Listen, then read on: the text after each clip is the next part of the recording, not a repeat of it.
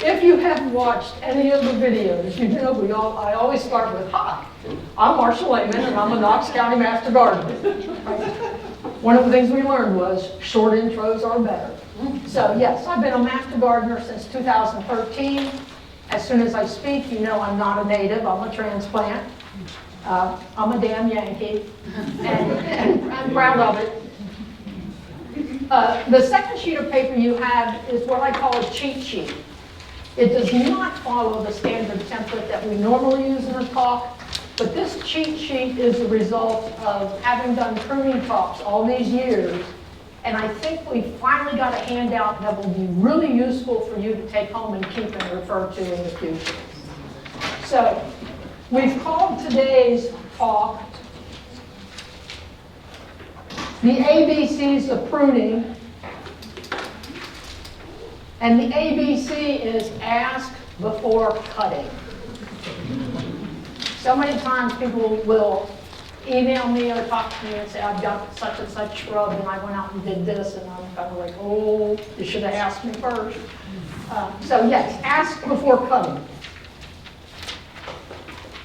The first question you want to ask is, why do we prune? Not everything needs to be pruned. What does need to be pruned is what we call the 4 Ds. If it's already dead, get it out. If it's diseased, get it out before the disease spreads.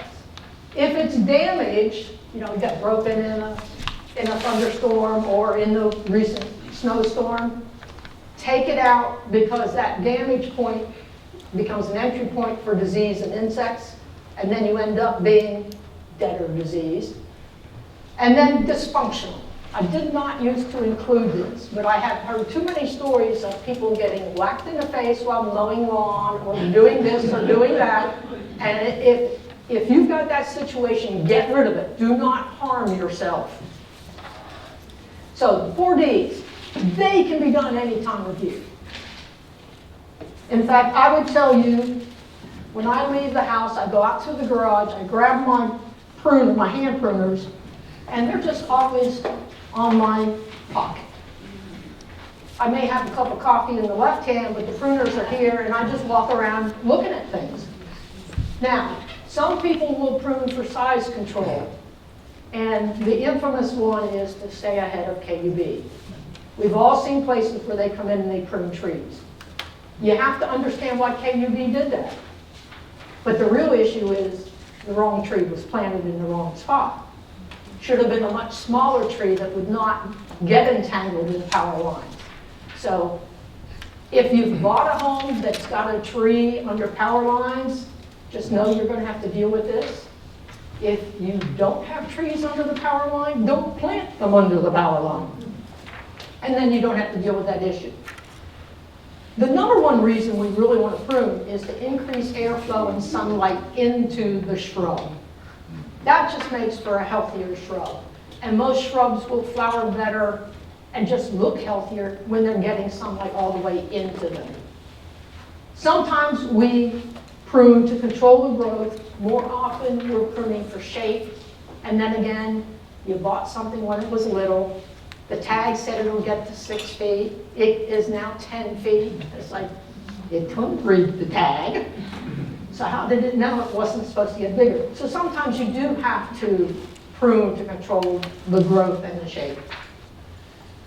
Again, if fruit trees are just a separate category, but there are things that you prune to improve the flowering or to improve the fruit or actually to improve the foliage. And then last but not least is the whole safety issue. Do not keep a limb that's just going to whack you on top of your head every time you mow, or it's going to brush across your face. Just don't do it. It's not worth the risk. Take it off. The big question you want to ask is, when do I prune this? Again, 4 Ds, any time of year. Then we have 2 primary pruning seasons. And we are right smack in the middle of what I call dormant pruning. And it is exactly what it sounds like. The shrub is dormant, the tree is dormant, whatever. and it gets pruned while dormant. That's for things that bloom on new wood. Everybody hear this term, new wood, old wood? How many folks are still confused about it? Okay, so my goal today is to eliminate that confusion. New wood is this year's wood. So think about, you'll notice the book says blooms July 1 and later. It's kind of a late bloomer. It's not a spring bloomer. It blooms in the summer and into the fall. So think crepe myrtle. Right? It starts to bloom late June into July, depending on how fast we warm up in the spring. But crepe myrtle and goldenrod, we prune them now. They come out of dormancy, they produce new growth, and all the flowers are on that new growth. That new growth is new wood. It's this year's wood. Then the things that get pruned after flowering tend to be the things that bloom early. So think forsythia, right? It's one of the first signs of spring, loaded with yellow flowers. Those buds were formed last fall. So that was last year's growth, and that's the old wood. So old wood is just last year, and new wood is this year. Are we clear? Yeah. Trust me, I may have given you that in a couple of minutes, but it took me about a couple of years before I could say it without stumbling over it every time. These are the things that bloom early in the spring, and they are usually finished blooming before those late bloomers start. And that's how we get our continuous bloom. We've got some spring bloomers and late bloomers. And I mentioned forsythia, azaleas in that category, spirea. And the most important thing about those spring bloomers that get pruned after flowering is recognize flowering uses a lot of plant energy. And after they finish flowering, they've got a 4 to 6 and sometimes maybe as much as an 8-week recovery period, like having a baby. You want to prune in that recovery period, because after the recovery period is when it starts to form the buds for next year. So if you wait until mid-August to prune that forsythia, I guarantee you are taking off some of next year's flowers. And then the general rule of thumb, here where we are in East Tennessee, is stop pruning by Labor Day. Now, why do we say that? Well, because pruning stimulates growth. So if I prune it Labor Day, and now it starts to put out some new growth, that new growth is little, thin, green, tender, and then when do we get our first hard frost? October, the end of October. So from Labor Day to the end of October is about 8 weeks. And that new growth needs 6 to 8 weeks to harden off and be able to sustain a hard frost. So that's why we say stop by Labor Day, so that it has the recovery time. And then, yes, if we get the Arctic blast like Christmas of 2022, it's still going to get zinged. But in a normal winter, it will have had enough time to harden off and make it through the winter. So it's just easier to remember Labor Day. By Labor Day, you should be cleaning up your tools and putting them away, except for the 4 Ds. I found this diagram, and it was related to trees, but it works with ornamental shrubs as well. The annual growth cycle. So we know, most of the active growth happens here in the summer. SD is for shorter days, so as we move into autumn, the days are getting shorter, and growth starts to slow down, the days get even shorter, and the temperatures start to drop. Then it finally goes into dormancy. Well, look where this dormancy thing is. It's down here between late autumn and winter. And then temperatures get lower. It starts to come out of dormancy. Temperatures start to warm. In spring, we get the bud burst. Now we have longer days. So the question here is, when is it truly dormant? And I would argue that it starts not at the very beginning of winter, but slightly into winter, and the dormancy ends before you start to see that bud burst.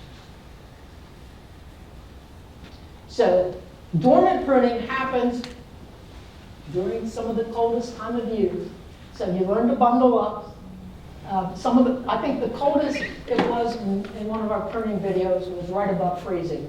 And what I learned was I couldn't run the video camera wearing gloves. That was the tough one. That was boxwood. Okay? B, before you cut, you need to know your shrubs. So you should just make a list, keep a journal, and make a note of when do they bloom. So if it's a spring bloomer, you're going to want to prune it after flowering. If it's a late bloomer, you want to prune it while it's dormant. How old are your shrubs?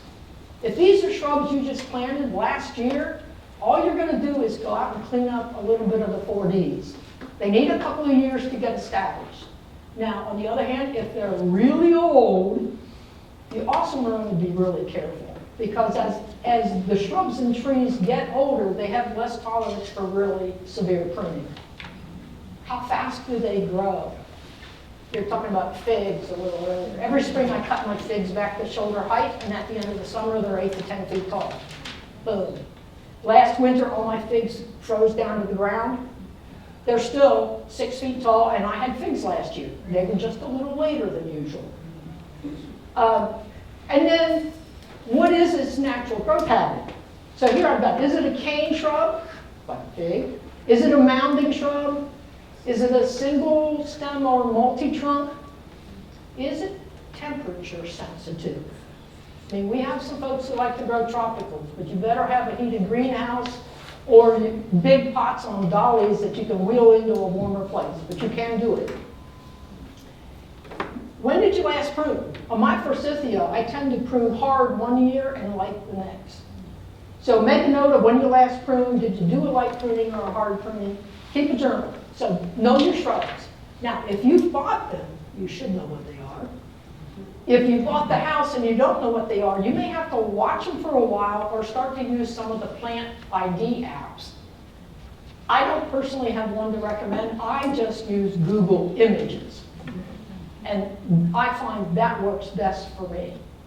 Plus, I tend not to do a lot of apps on my phone. I still like a big monitor. Okay, so before you start, identify the plants to be pruned. Confirm, does it get pruned while dormant or after flowering? And if you don't know, then you start to do what I do for every pruning video. I don't know all these shrubs. I don't have all these plants in my own home garden. So I go out and I check what we call trusted sources, like Extension Service publications. So whatever search engine you use, I'm partial to Google, I type in how to prune shrub cherry, and I add the word extension. And that gets me Extension Service pubs. Now, they might be UT Extension, or it could be North Carolina, it could be Clemson, could be Florida, could be Oregon. The why and the how will still be good. The when may be a little different. So if Oregon says prune in March, I'm going to say, well, maybe it's March in Oregon. I don't know exactly how to correlate March in Oregon to the season here in Tennessee. But if it says prune in late spring, well, we know when late spring is here. So Extension Service pubs don't all have to be from UT. If you can't find anything using the word extension to get those, then add .edu, which gets you universities who are doing research, who may or may not have an extension service.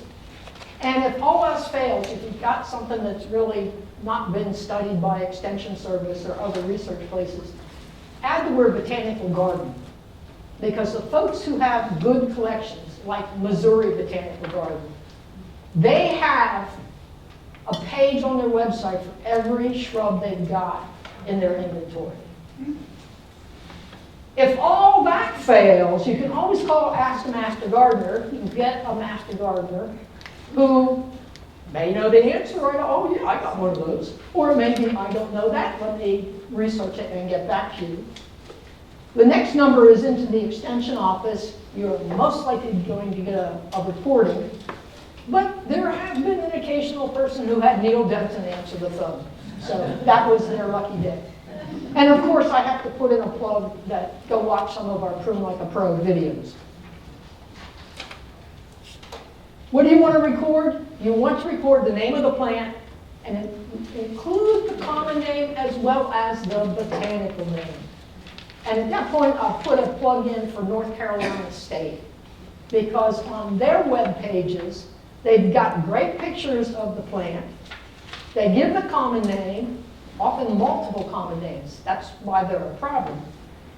And they give the botanical name and have a little icon of a speaker that when you click on it, it pronounces the botanical name.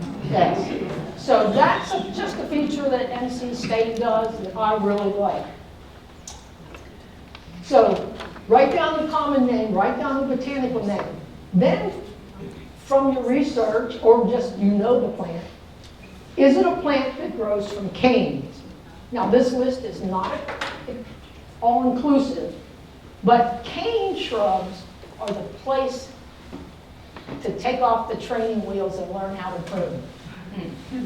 Just the way that they grow, if you do a bad pruning job, it's like getting a bad haircut. It'll grow out. So, yeah, so get comfortable making pruning cuts on cane shrubs, because it'll fix itself in a year's time.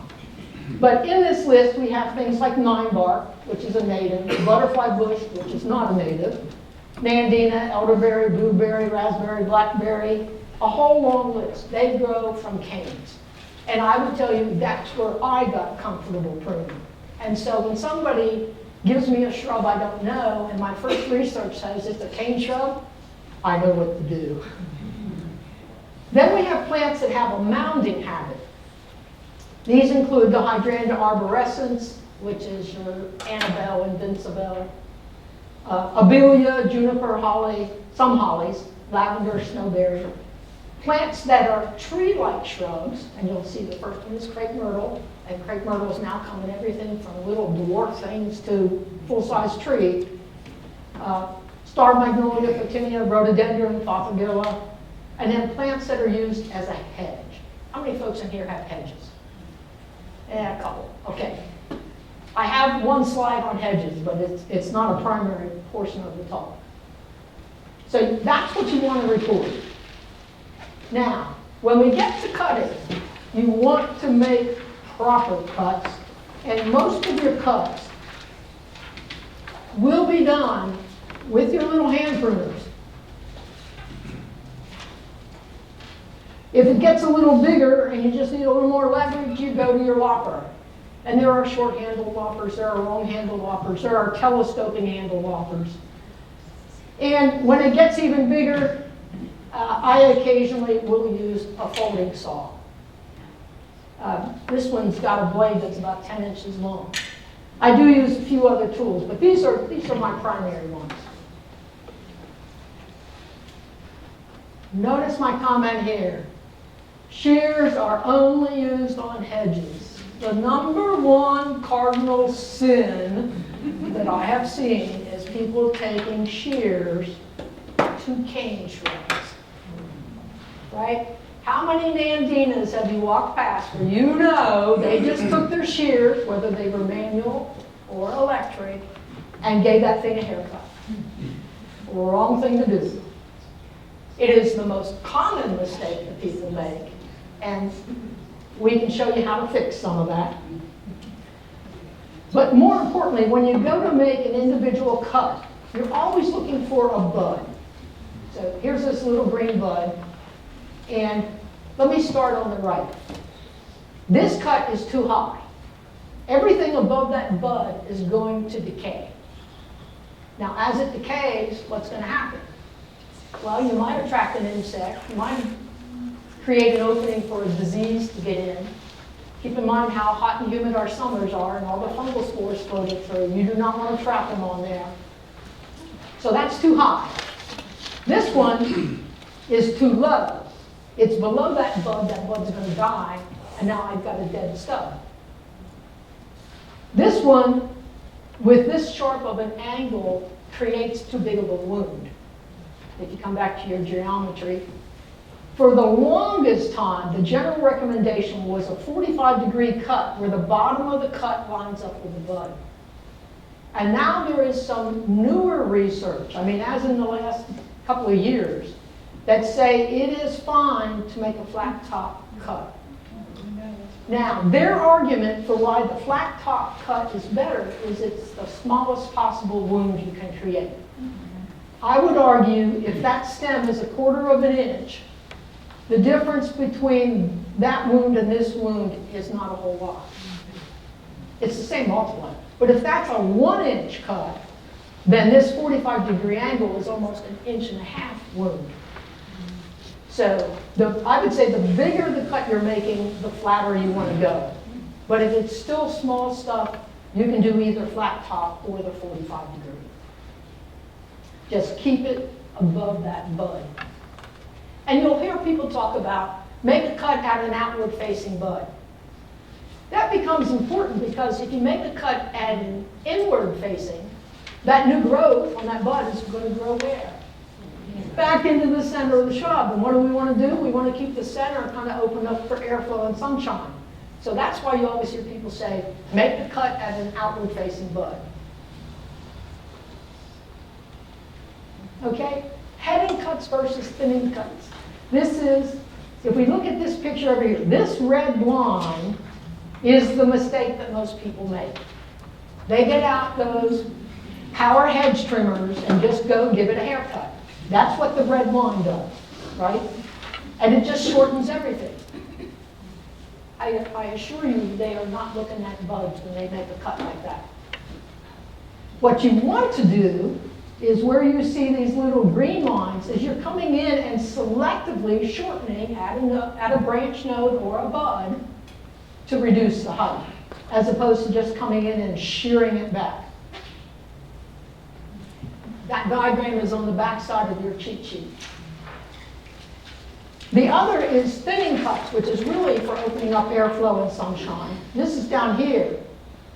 And look at how many little cuts are being made here.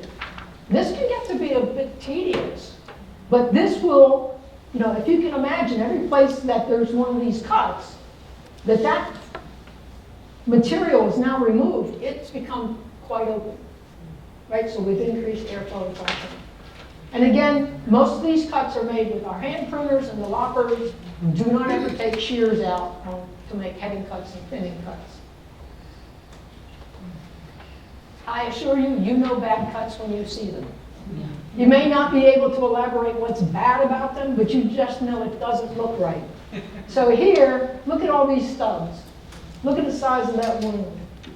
And over here, this part is going to die back to that fork. So just take it off there. Now, you will also hear people talk about branched collar. This gets into some of the woodier, more tree-like shrubs. But when you make a cut, this is too long. This is going to rot out.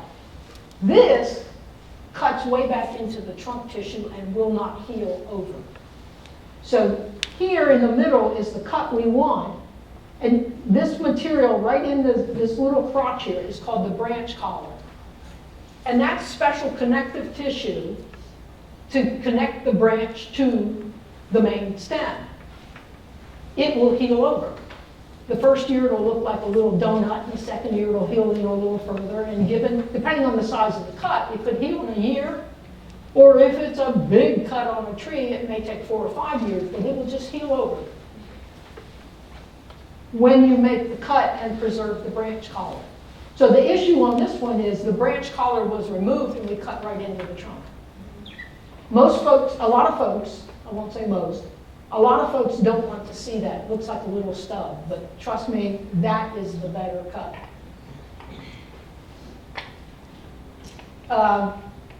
Again, in the vein of bad cuts when you see them. I like to walk for some of my exercise, and one of my walking paths goes through a subdivision behind the theater in Turkey Creek. So I know that in October of 2022, before the Christmas blast, in October of 22, they came in and they sheared these autoleucas laurels. My first thought was, that's way too late. I mean, our first frost is any time now. They're really setting them up. This is not good. And then the freeze hit, and yes, they all turned brown. Lovely shade of brown.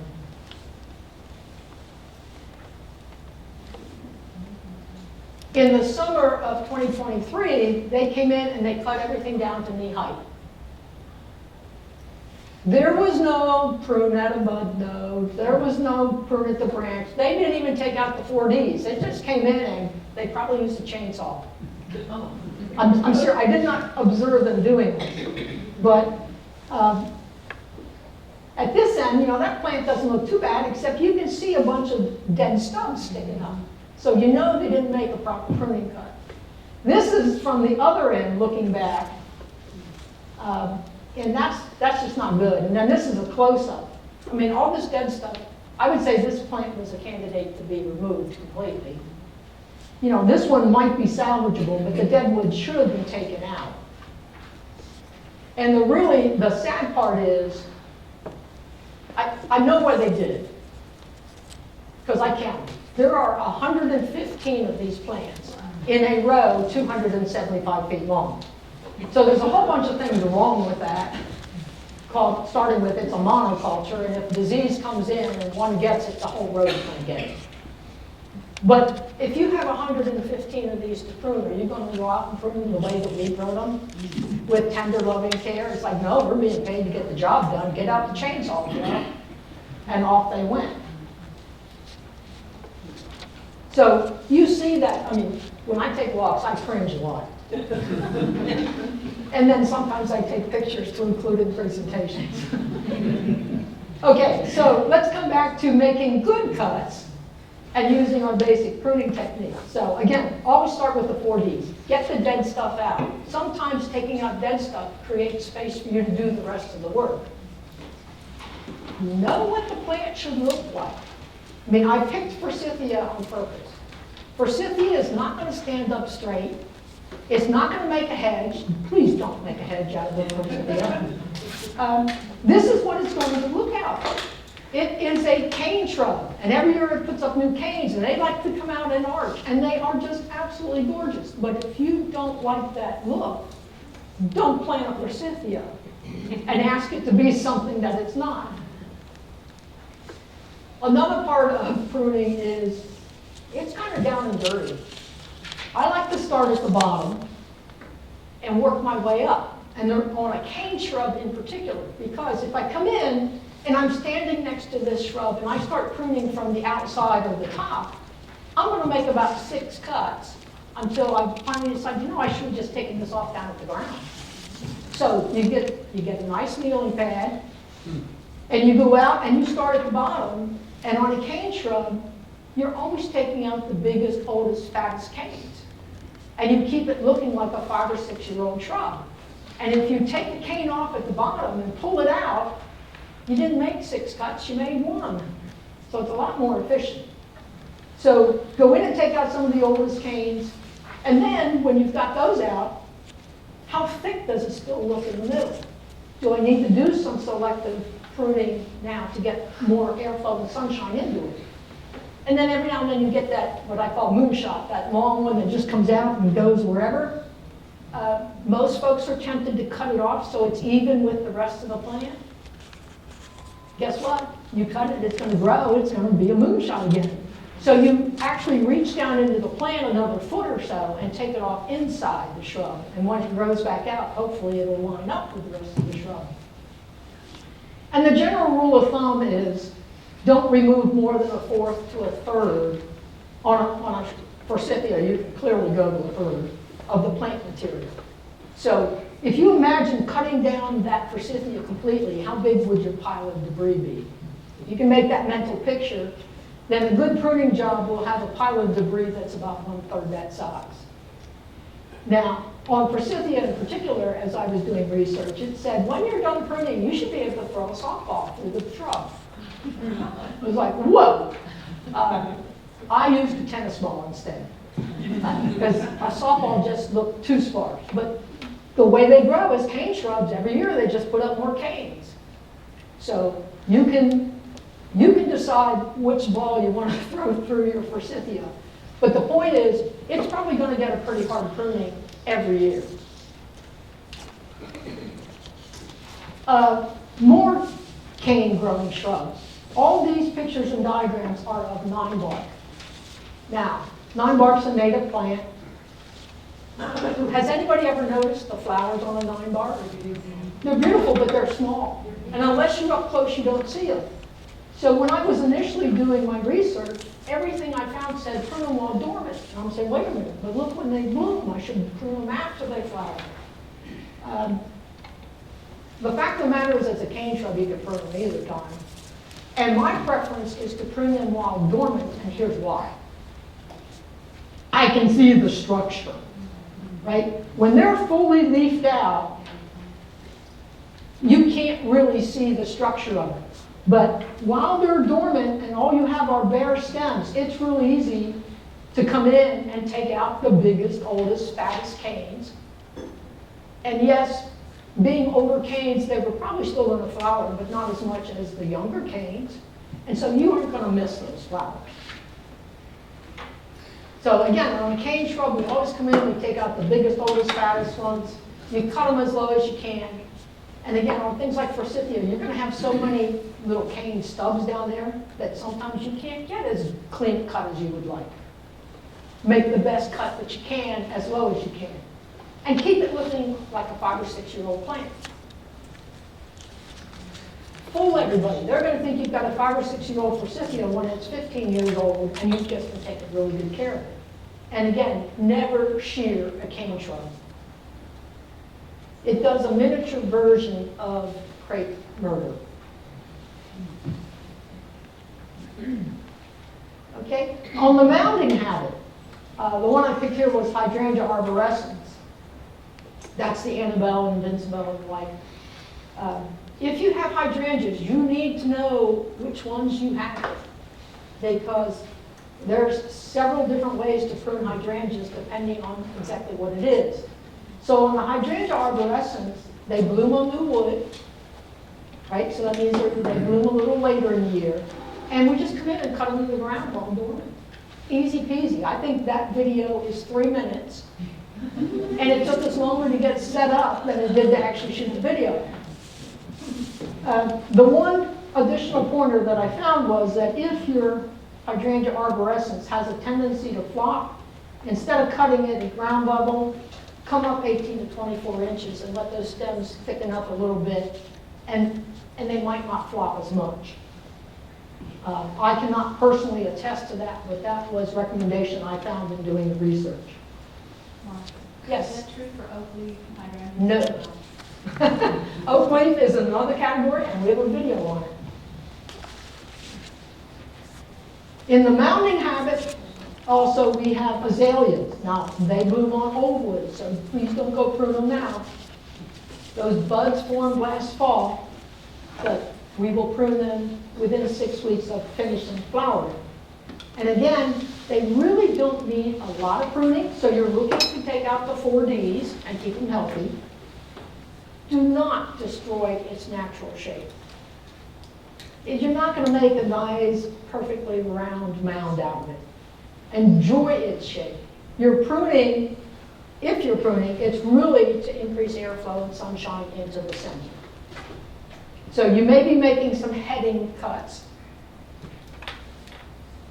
And you're reaching down inside the shrub. And again, just never use a hedge trimmer on something like an azalea. They're too pretty. Okay, tree-like shrubs, where we've got crepe myrtle, vitex, which common name is chase tree, and then hydrangea paniculata, which is where the limelight series falls. These bloom on new wood, so they get pruned while dormant. You start with the 4Ds, and with crepe myrtle in particular, they have a tendency to produce suckers. I would say that's another reason to carry your pruners with you all the time, and as soon as you see a sucker in crepe myrtle, you snip it off as low as possible. Do not let it grow and get any growth on it, or you will just fight it longer and harder. And if you're regularly snipping them off when they're really small, it will eventually give up. You never want to top it, right? This is what we call crepe murder, and this is murder. Crepe murder, yep. This is right up the street for me, so I walk past this one regularly. And down here at the bottom, these are limelights, so you can see where they get their name limelight. This is what they look like in bloom. This is what they look like after a frost. And this is what they look like after they've been pruned. And we have a great video that features Caesar Stair pruning his limelights. And yeah, he actually goes into detail of how many branch nodes he keeps. And as he talks through the video, he's counting out loud. 1, 2, 3, 4, snip. Yeah, so they get a pretty hard pruning. Most folks kind of cringe at doing this. So go build your confidence and comfort with the cane shrubs, and then come work on something like your limelight. Marcia, sorry, is now the time to bloom them, to prune them? Yes, This prune well time of dormant. year? The limelights. Perfect. Anything in the hydrangea paniculata. There are more varieties, but limelight is the one that everybody knows.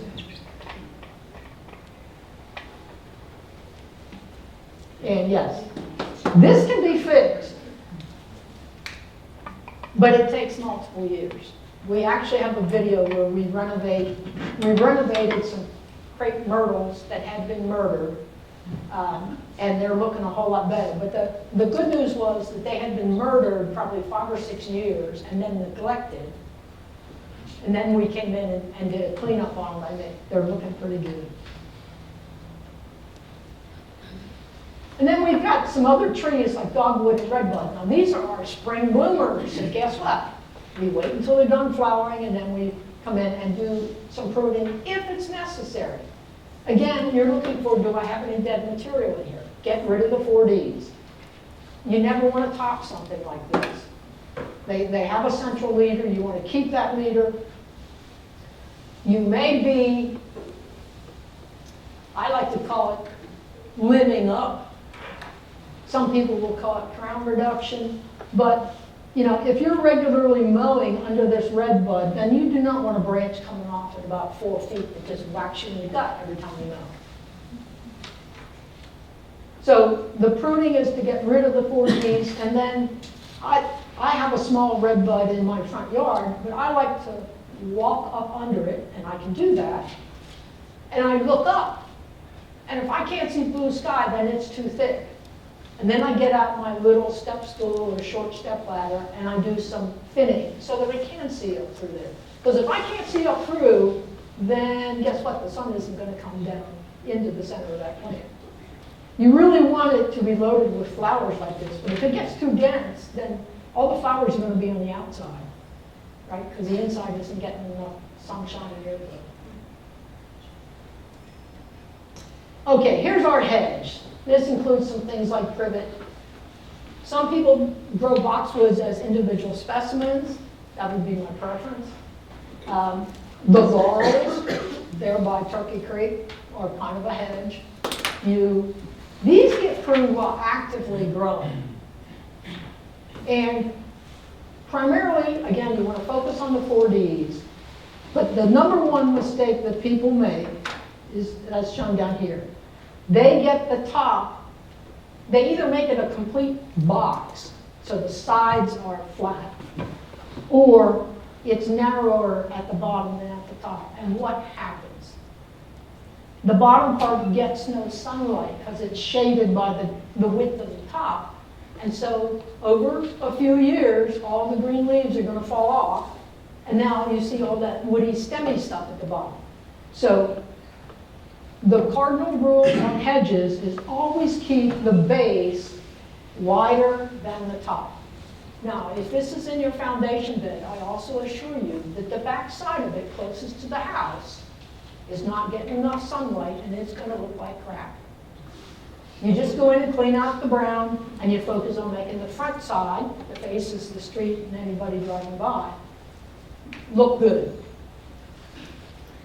When shrubs are put in foundation beds, they're really set up not to be particularly healthy, and it's part of the reason they're not particularly long-lived, and why after about 10 years people are yanking them out to do new foundation bed plantings. So always keep the base wider than the top. And this example is a great example. But this is what I call high maintenance. You're going to do a significant pruning in probably March. And then, pruning stimulates growth, so you're going to have little things poking out. So in April, you're probably coming along and snipping it up and keep it nice and clean. And in May, you're probably going to do that again. And in June, you're probably going to do it again. Now, if you really like your hedge, more power to you. But for me, that's a high maintenance hedge. The other thing, it applies just the same. If you've got little boxwood type shrubs, you want to make it a mound so that the base is wider than the top and it stays green and healthy looking. Because I assure you, on this meatball, that bottom is going to die out and you're going to see all the woody stems and it's going to look more like a lollipop. No, we don't want meatballs or lollipops. We want mounds. Okay, so in short, between the dormant pruning and the post-flowering pruning, the why and the how are all the same. What's different is when. And so as long as you know what you have and when it blooms, you can quickly figure out, is this old wood or new wood? When is it producing buds that I don't want to accidentally cut off? Those spring bloomers that have that 6 to 8 week recovery period, that's when you want to prune those after they finish flowering in the spring, before they start to put out next year's buds.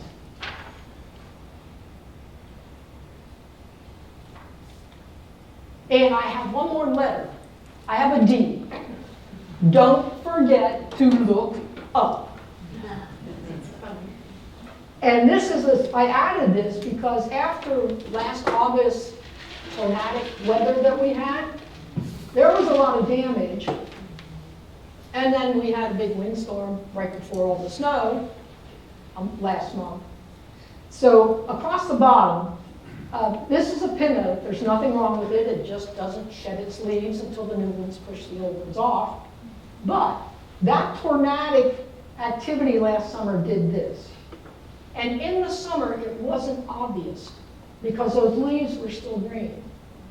What caught my attention as I was walking, like Thanksgiving time, was why are there still leaves on this tree? All the other leaves are gone. Why is this here? And then I followed it back, and you can see that it is in fact broken. And in August, everything was still green. So that break prevented those leaves from going through their natural aging and falling off process. So what was catching my attention was all these trees that had no leaves except for, okay, so now, if this was your front yard and your grandchildren played in that yard, what would you do? I'd be taking that down. Yeah, that's a hazard. Now, if you've got wooded property and you're out walking in the woods and you look up and you see that, you may say, well, I'm just letting nature take its course. This particular one, I feel so sorry for this tree. Because back in 2011, when we had the big hailstorm, the whole top of that thing just kind of got broken. And they had folks come in and clean up breaks, but all those cuts produce new growth, which is kind of weak and spindly and misshapen. And then we get August of 2023, so 12 years later, we get this big windstorm, and there's one, there's two, there's at least 4 broken limbs on that tree. And I think that tree has been so stressed that frankly, if it were mine, I'd make one cut. Down here at the ground level. I'd find another specimen. But yeah, now, I've never seen kids playing in this yard, so as long as I stay in the street, all that damage is going to fall in the yard. It's not going to hit me on the street. This one might actually hit me. But the thing that I noticed just this past week is that tree has now been removed. I've not talked to the homeowner as to why, because they had 3 trees across the front yard, but the center one has been removed. So yeah, special extra letter today. D, don't forget to look up. So, in summary, remember the 4 Ds: dead, disease, damaged, dysfunctional. I almost always start at the bottom. There are a few exceptions. We're mostly pruning for airflow and sunshine. You want to keep a calendar.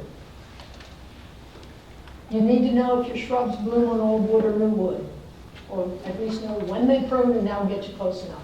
Stick to the 1/3 rule. There are some exceptions. Japanese maple is one. But if you think about Japanese maple, it is so slow growing that any Japanese maple you buy to take home is probably already 10 years old. Even if it's only 5 or 6 feet tall, it's probably already 10 years old. So their pruning budget, that's the term, is much lower. Use the right tools. Keep your hedges wider at the bottom than at the top. And come watch our videos. So there's a QR code, which is also on the handout, that will take you right to a list. As of yesterday, we are now at 65 pruning videos. And if, in fact, you've got a specimen that you are willing to let us come and prune and shoot a video, you can contact us via email or any of these phone numbers, and we'll try and get you on the schedule.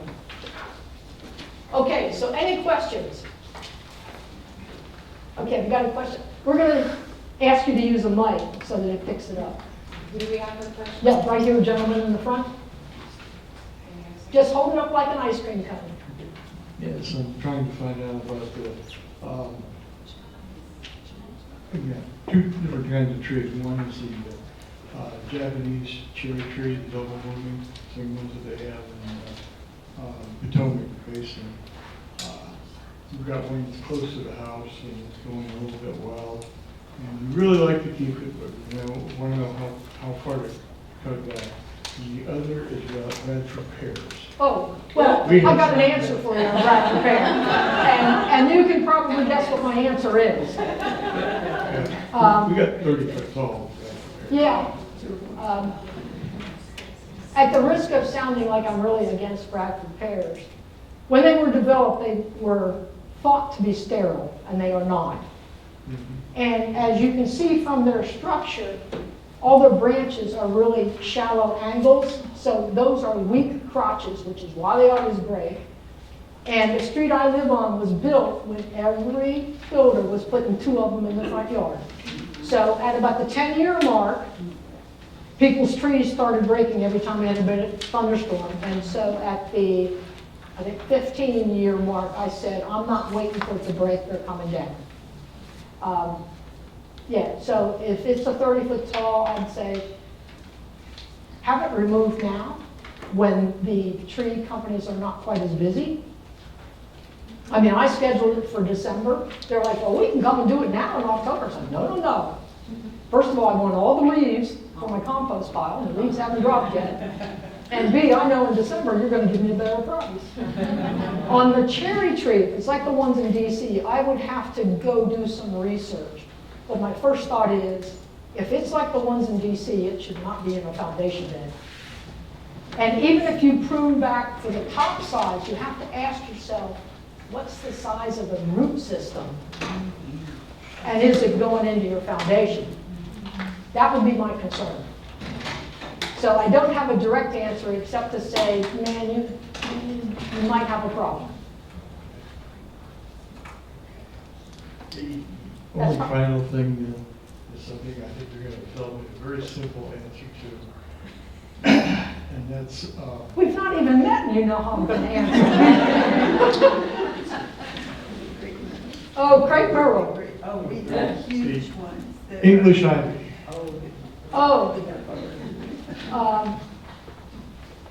Okay. I'm going to ask her to take back the mic. And the next person can raise her hand so she can get to you while I talk about English ivy. You know, at Christmas 22, that Arctic blast, I saw English ivy that turned black, and I was happy. It is not native, it is invasive. I had some come into an easement on the back of our property, and by the time I decided to wrestle with it, it was a really big cleanup job. You really have to go in and dig it up and get the roots. Herbicides will slow it down, but it will not eliminate it. Yeah, and here's my second warning.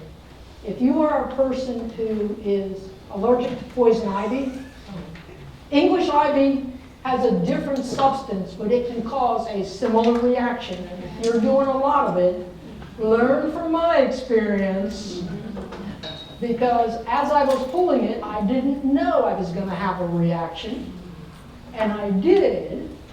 And so once I recovered from the itch, about 2 weeks later, just like the reaction was much like poison ivy, but there's a separate substance in English ivy. When I got ready to bundle that stuff and put it out in the trash, I actually wore one of those white bunny suits. Yeah. Next question.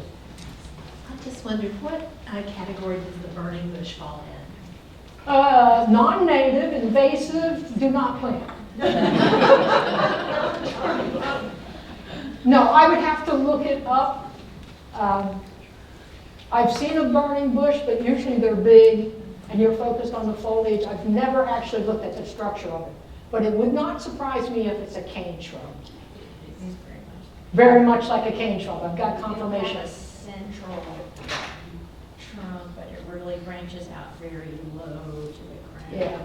I would say you can whack it pretty hard. Donnie, You said you would stand underneath the tree and look up to see if there's blue sky. No. Yes. What tool would you use to get to the top? Well, that's where I said I would use a step stool, or I have a short 4-foot ladder, 4-foot Okay. step ladder that's stable. You probably want a spotter. You want a second person. But with a pair of long-handled loppers, I can get to where I need to go. Because the red buds are a small to medium-sized tree. Okay. Wouldn't work on a maple or an oak. You know, you'd be talking extension ladder. And at that point, I'm going to call an arborist and ask for a lateral pruning. And if they say, what's a lateral pruning? Is not an arborist. He's just a guy with a saw.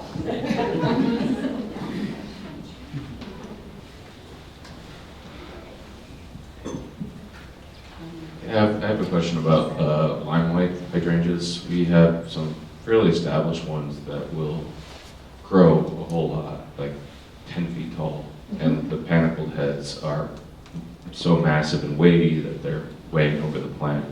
So after we prune it back, is there a role for secondary pruning to encourage like branching growth and like, I guess more of a fuller appearance? There is, and I would encourage you to go watch the hydrangea paniculata pruning video. You know, the person who does it has a massive collection of limelight hydrangeas and just does a super job. That's when I said, you know, he's cutting how many buds he's keeping, and he goes for the structure. This is the time of year to do that, when they're bare and you can see the structure. It's going to probably feel pretty harsh, We're okay with that. but they will grow back. Yeah. Another question? You got it.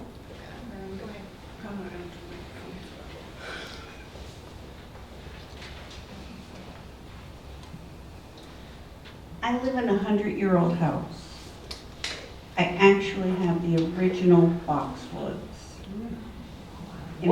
in front of my house. They are very tall. We used to have people come every year and thin them out to make wreaths. They no longer come. What can I do about them? You need to thin them out and make wreaths. Yeah. Well, they were taking material to make wreaths. They were doing a thinning job. Okay. And you just need to keep doing that. So do I, and That's actually the reason I'm here, is to find out how to protect those so that they can continue. So how tall are they?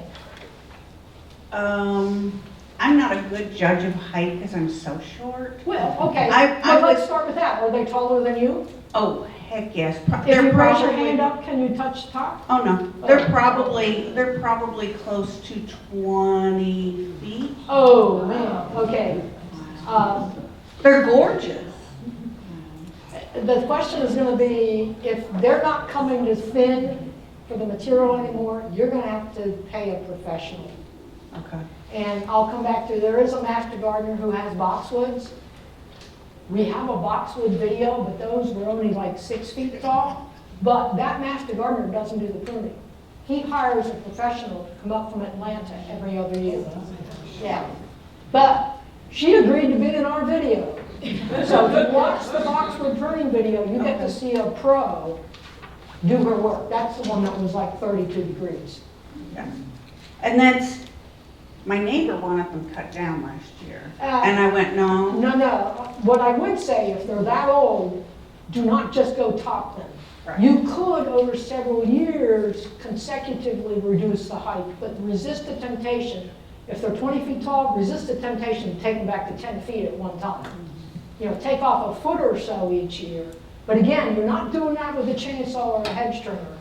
You're coming in with loppers and making proper cuts. Otherwise, chainsaw is just going to rip them all up, create wounds, and then you get disease and insects. So, yeah.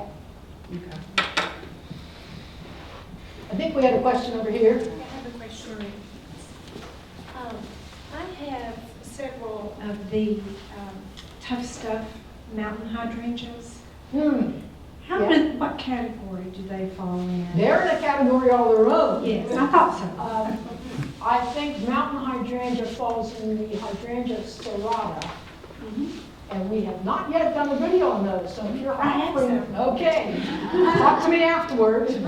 Would this be the time? I don't know. No, I think they bloom on both new and old. Okay, so rebloomers, right? There are some azaleas that are rebloomers. And people say, well, when do I prune them? Prune them after the first bloom. Because that first bloom tends to be the major bloom, and the rebloom is much smaller. But yeah, talk to me afterwards, and I'll ask you to send me a couple of pictures. But before every pruning video, I go do this very research that I suggest you do, how to prune whatever. I do that research and then create a PDF handout that accompanies each video. So I'll give you more references, I'll include some pictures, I'll give you the botanical name, you know, a short description of it, when it blooms, when you prune it, how you prune it. But we'll take a look at that one. Okay, yes, sir. Yeah, I have quite a bit of pokeweed growing. Pokeweed? Well, yeah, I'm kind of wondering, I keep reading, is it good, bad? Sometimes I'm reading it when it's fresh, it's still good to touch or eat, but I'm worried about my dogs also, about eating. Well, I would worry about the dogs. Okay. We have a master gardener working on a presentation of plants that are toxic to our pets. So do you remove the pollen if you cannot touch it with gloves, or? I would always wear gloves. Now, is anybody here a true native who grew up eating pokeweed? Okay, we got a couple. So My I have understanding somebody is, you can and you can't. my understanding is you can eat it when it's very young and tender, Okay. and boil it twice. Okay. But as it gets bigger and it gets that big woody stem, Yeah. whatever you do, get rid of it before it puts out seed pods. Okay, because I mean, first time I grabbed it, it had purple all over my head. Luckily- Yeah, well, that purple comes from those seed pods. Yeah. Right, that's what I'm yeah. worried about. So get it before it's waist high, Okay. because once it sets flowers and then makes those seed pods, you just created a gazillion of them. Well, I've had And, quite a bit, and my actually. reaction is because my neighbors, when they bought the house, had not kept up all the flower beds that the prior owner had. So Yeah. guess what has popped up? Hopefully, right along the fence. So finally, I got a bit brazen one day and said, you know, these things are weeds. Do you mind if I just reach over the fence and cut them off? And they're like, oh no, have at it. So yeah, I'm on pokeweed patrol So because of my neighbors. So only if it fresh bloom or something, when it creates this the purple, Yeah, you do not want to ever see a purple pod. really? You're too late. Okay. All right. Get it when it's much shorter. Okay. Marcia, you mentioned the size of the tubers. Oh, okay, bring the mic up here, because I think JoJo's got more information than I do. I've never actually tried to dig up a pokeweed. So if you decide that you want to get rid of your pokeweed, which I am on pro get rid of it team, they make like potato-sized tubers. So Oh, the yes. sooner you get to it, the better off you'll be. Because also if you just snap off part of that tuber, it's going to make you a new plant. Yes, they're relatively shallow rooted. Okay, so relatively shallow rooted, but, But, so not hard to dig up if the soil is moist. if the soil is moist, okay. Another question? We're not pruning it to keep it, let's just say that. We're not pruning that for airflow and sunshine. Sure thing. Marcia, my question is about native plants. Native plants, I okay? just went and saw Carol Reese at, through a group called Garden Gallivants. And her talk was native plants, facts, fabrications, and foibles. So my question is, how much do we allow it go from, how much is bad if it's not native? Oh, no, okay. Thank you for asking the question. You may hear folks just promote native, and everything else is nasty. No. Native just means it was here before the pilgrims arrived.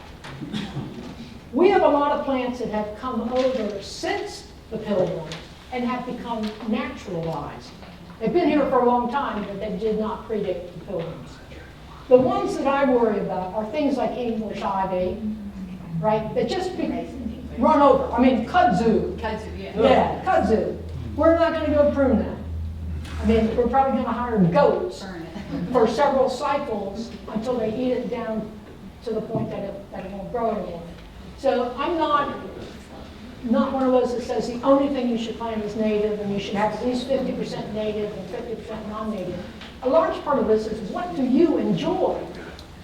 Now, I would encourage you to become informed about native plants as an alternative. So, pardon my reaction to your burning bush, but there are some alternatives to burning bush that may or may not be native. My reaction to burning bush is that it is invasive. I mean, it will take over. And that's my issue with Bradford pears. They're really pretty from a distance. You get up close and those flowers stink. But you can drive out I-40 heading east towards Strawberry Plains, and in another month, you're going to look at the hillside, it's just covered in white flowers. Those are all runaway Bradford pears. And there are several spots around the county. It just looks gorgeous, but they've just invaded. So if you're willing to do the maintenance on one of those invasive plants that likes to run away, fine. Just keep it under control. Keep it on your property. Keep it on your property, yes. Yeah, yes, keep it on your property. Okay, so we're a little past 11:30. If there are more questions, you can turn off the video camera.